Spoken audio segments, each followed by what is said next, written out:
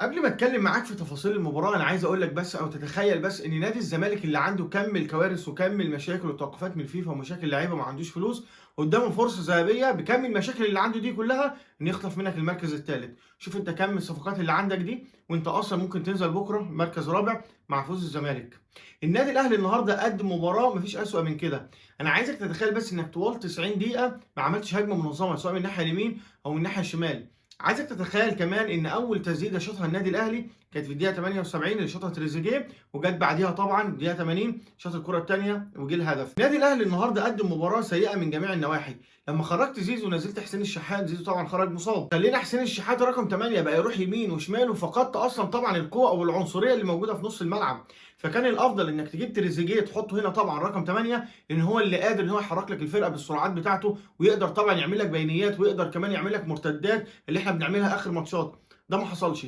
طب تخيل انك طوال 90 دقيقه انت عارف ان بعد البنك الاهلي ما هيجيب هدف طبيعي هيلعب لو بلوك ويلعب دفاع متاخر ويقابل طبعا من الثلث الاول بتاعه او الثلث الثاني. فطبيعي انك هتعمل ايه؟ عمال تلعب عرضيات يمين وشمال وانت ما عندكش حد بيلعب براسه.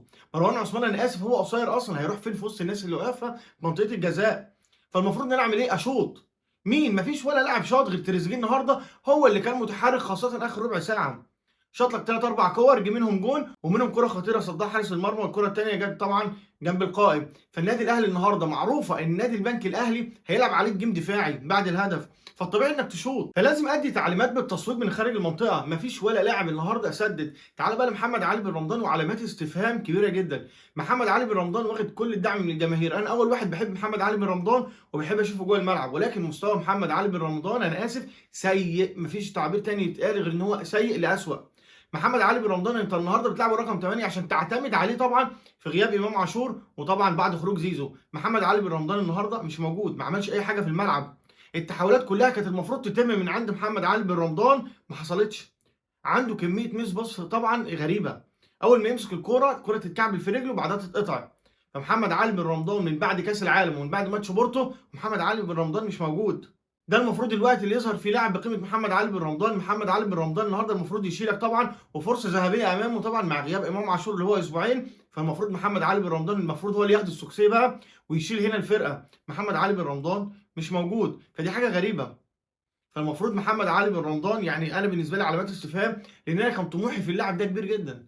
توقعاتي في محمد علي بن رمضان كانت كبيره جدا ان هو اللي هيشيل الفرقه، كان يكون هو الدينامو بتاع نص الملعب، تكون كل كره من النادي الاهلي يبصم عليها محمد علي بن رمضان، ولكن ده ما حصلش. محمد علي بن رمضان من سيء لاسوء ومحتاج وقفه. ان مستوى محمد علي بن رمضان حاليا لا يختلف عن اي لاعب في الدوري المصري بجنسيه مصريه، فانت واخد مكان محترف على الفاضي. فمحمد علي بن رمضان بصراحه يعني انا توقعاتي في اللاعب كبيره، ولكن اللي ظهر بيه سيء. خلينا برضو نتكلم على المهاجم، وهنا مش بتكلم عن المهاجم عشان خاطر الفرصه اللي ضيعها والله خالص، ولكن النهارده كامويش لما نزل في لاعب كده تحس اول ما ينزل لا اللاعب ده عنده لمسه، بيقدر يستلم يحجز على الكوره، بيقدر مثلا يلعب براسه. ولكن حاجه غريبه الراجل لما نزل اصلا ما عندوش اساسيات الكوره. ده حكم بدري قوي عليه، والراجل لازم ياخد ماتش واثنين وثلاثه ويشوف ماتش واثنين وثلاثه، ولكن زي ما بيقولوا كده ان اللاعب يبان من لمسته. الراجل اول ما نزل مفيش كرة النهارده في ماتش مضغوط وانت محتاج هدف زي ده كان هيرفع معنوياتك ويخليك في حته ثانيه. النهارده كامويش بصراحه انا ما اقنعنيش نهائي، لكن ده حكم بدري قوي عليه. الراجل محتاج ياخد ماتش واثنين وثلاثه عشان نقدر نحكم عليه. تعال بقى نتكلم عن تمركزات اللعيبه النهارده، وتمركزات اللعيبه النهارده كارثيه في الملعب، هتحتاج فيديو كامل نتكلم عن تمركزات اللعيبه وخاصه في الكره العرضيه. انت النهارده كره الهدف الاول خطا تمركز، تيجي بقى للكره اللي شالها احمد رمضان بيكهام برده خطا تمركز، وجت كره بعدها برده نفس الكره عرضيه وكانت برده كره خطيره وانقذها الشناوي. النادي الاهلي بعيد، في كل ماتش بتنزل فيه نقطة أنت بتبعد. النهارده بيراميدز خلاص داخل على القمة، عندك سيراميكا، خش بقى على الزمالك وراك على طول. فالنادي الأهلي مش حمل أي خسارة خالص، ولا حمل إن هو يفقد أصلا أي نقاط، ولا حمل أي تعادل. فالماتشات الجاية هتكون صعبة، ولا بديل طبعا عن الفوز عشان تقدر تكمل في المنافسة، علشان تفضل ند قوي، لأن أي فقدان لنقطة أو اتنين أو تلاتة أو تعادل تاني أنت هتبعد خالص. وجاي طبعا وراك الزمالك وقدامك بيراميدز وفوقيك سيراميكا، فأي فقدان للنقاط تاني فيعتبر أنت بتبعد نهائي عن البطولة.